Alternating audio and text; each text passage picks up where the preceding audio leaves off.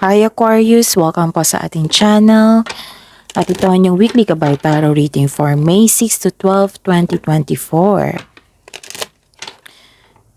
Please be reminded na kung nakaresonate kayo, comment down. Kung hindi kayo nakaresonate, ibigay niyo po sa iba kasi general reading po ito.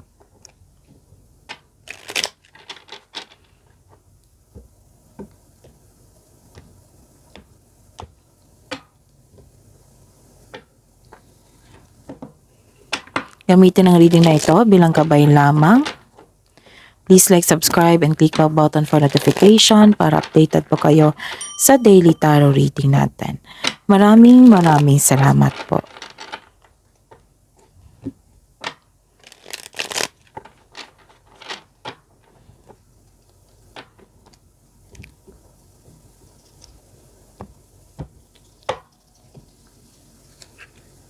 Spirits Guide, ano po ang mga ganap sa week nito, May 6 to 12, 2024 para po kay Aquarius. I need 3 cards po.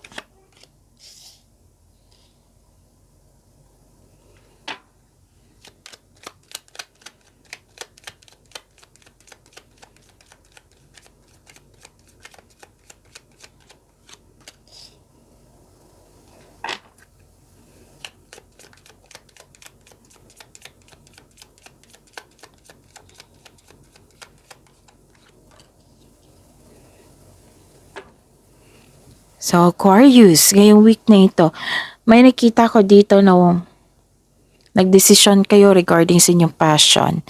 And please be reminded, Aquarius, na huwag kayong magdesisyon kung galit kayo, kung malungkot kayo, kung hindi kayo okay?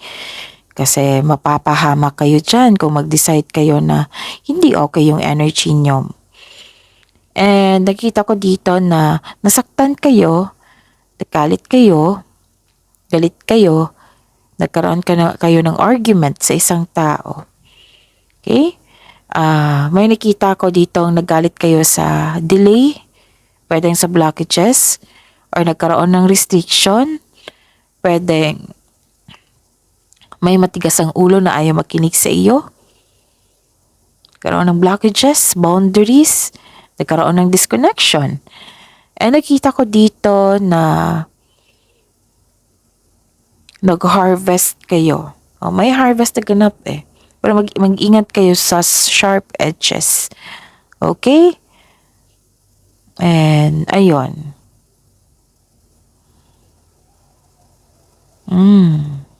So, ayun ha. So, lahat naman tayo adult dito. So, may nakita kong rough sex dito. Okay.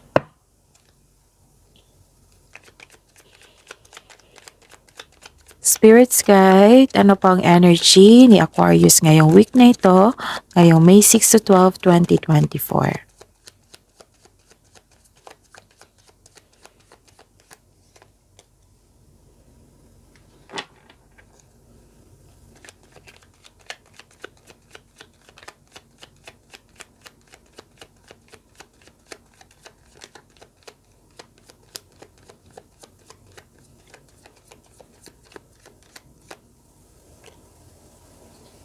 Okay.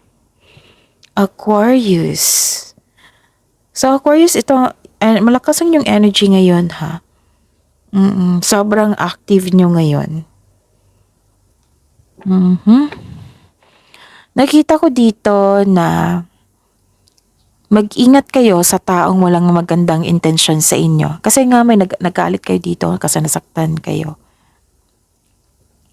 May nakita ko ditong dictator, inhumane, very controlling na tao, cold, ruthless, or hindi siya totoo sa inyo. Nakikita ko dito. So, mag-ingat kayo sa kanya. Okay? So, ano pa? Nanindigan kayo dito. Nagkaroon ng truth seeking.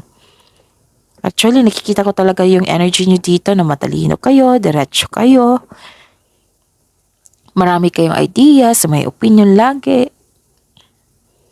Sabi ng card nyo dito na panahon na para umaksyon kung alam mong nasa tama ka. And this card ay sumisimbolo ng katapangan at confidence. And this card tells you to be careful sa mga ginagawa at pinipiling desisyon. So be careful kung gagawa kayo ng desisyon ngayon.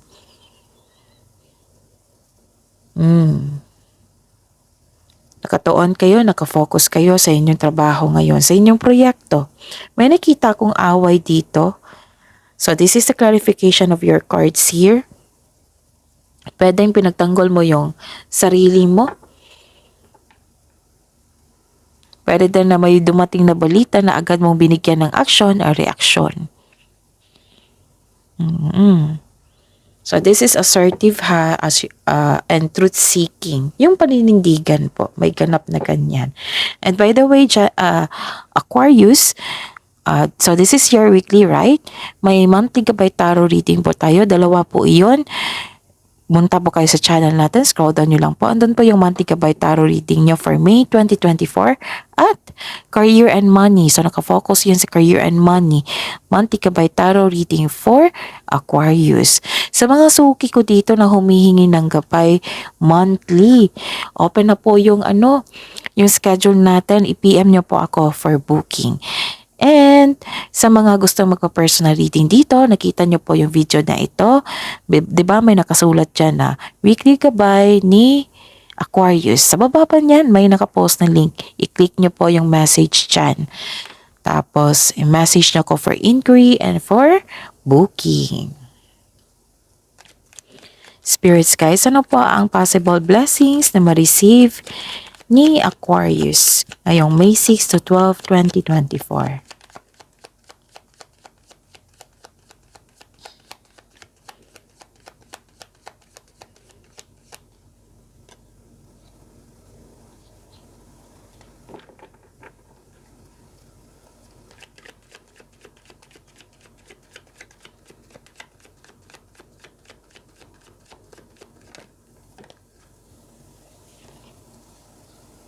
Okay. So, Aquarius.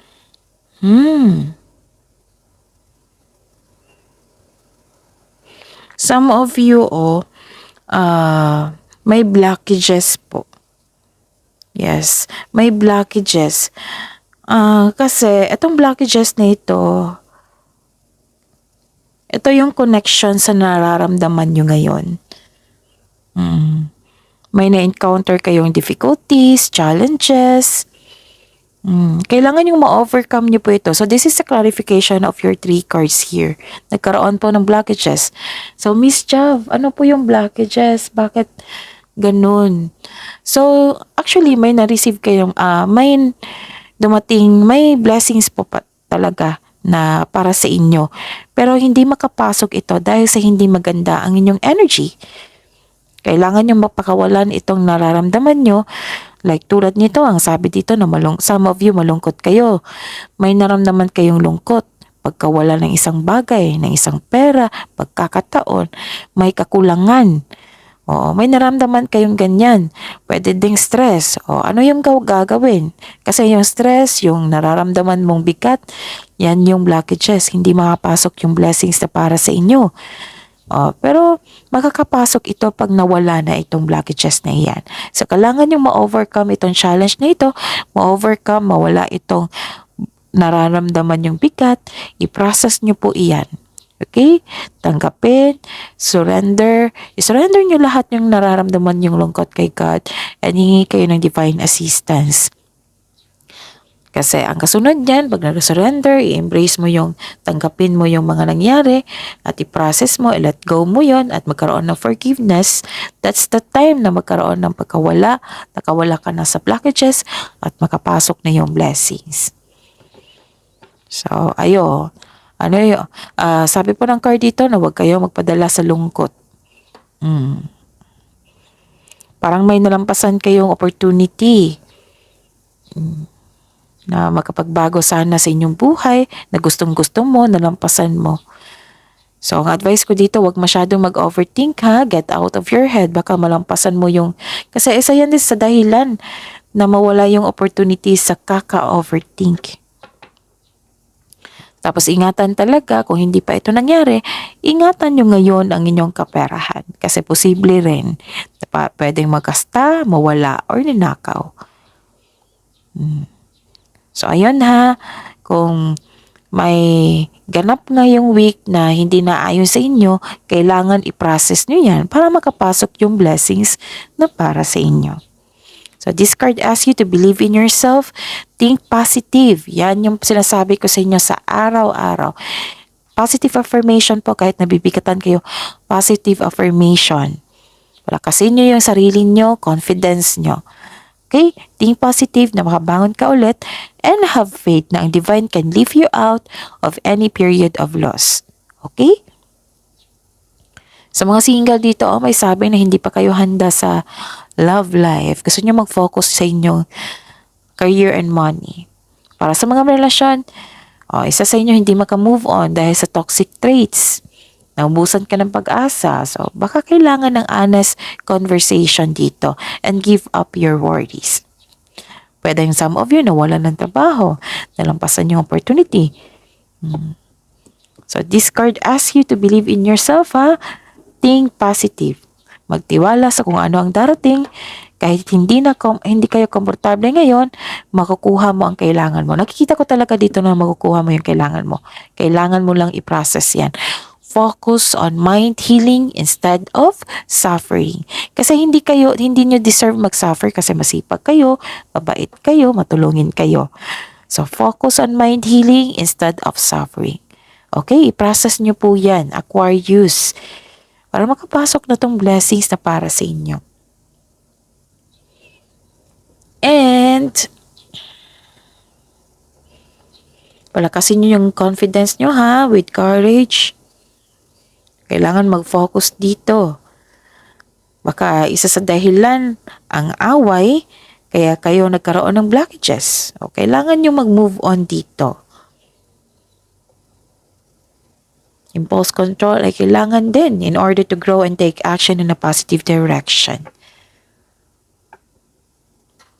So, this is also a warning of moving quickly or nagkaroon ng hesitation to take in action. Kung nagkaroon ng hesitation, meaning to say, hindi konkreto yung plano mo. So, take in action na magkaroon kayo ng konkretong plano. Spirits guys, ano yung possible challenges na ma-overcome po ni Aquarius ngayong May 6 to 12, 2024? Kung magalit kayo, kung naiinis kayo, kung may nagbigay ng sakit ng ulo sa inyo, isa yan sa dahilan na magkakaroon kayo ng blockages. Kailangan talaga i-process yan, Aquarius.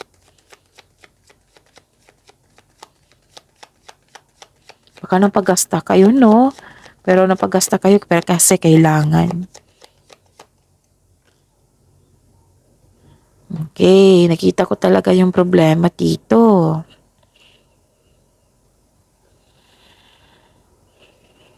Nagkaroon ng hindi pagkakaisa.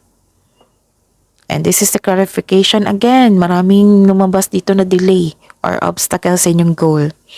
Dahil dito ay hindi ka happy. And some of you hindi kontento. Mayroon talaga, nakita ko. Nasa ilang beses na lumabas dito na may disconnection sa inyong partner, friends, family, kasamahan mo dyan. Pero may opportunity ka ha na magiging okay kayo. Maging mapagpasensya po daw, sabi po ng card, and listen to your heart to get back on your track, okay? Ano pa? Disappointed kayo, block logic, so yung mga blockages, alam nyo na, nabanggit ko na dito kung paano i-process yan. You felt empty dito, May problema sa fertility issue. Kung buntis kayo ha, magpa-check up kayo. Kung hindi maganda yung pakiramdam nyo, kung kailangan po. Tapos, kung may fertility issue, then pa-check up po kayo. Feeling exhausted, maraming gawain, maraming demands, umiiwas kayo. Okay, sabi po ng card dito na umiwas kayo sa taong toxic na naghatid ng stress sa inyo. Tapos some of you may naisip sa nanghihinayang kayo sa ininvest mo. Sa isang tao or sa isang bagay, sa isang trabaho or sa money nyo. So guard your heart. Yun ha, yung solusyon po sa inyong problema. Acceptance, embrace, surrender, let go and forgive. And higit sa lahat, forgive yourself. Alam niyo na yung mga blockages dito, so kailangan focus on mind healing instead of suffering. You don't deserve na mag-suffer kayo. Deserve nyo maging happy, Aquarius. Okay? That's your reading for this week, May 6 to 12, 2024. Aquarius, please like, subscribe, and click bell button for notification para updated po kayo sa daily tarot reading natin. Maraming salamat po.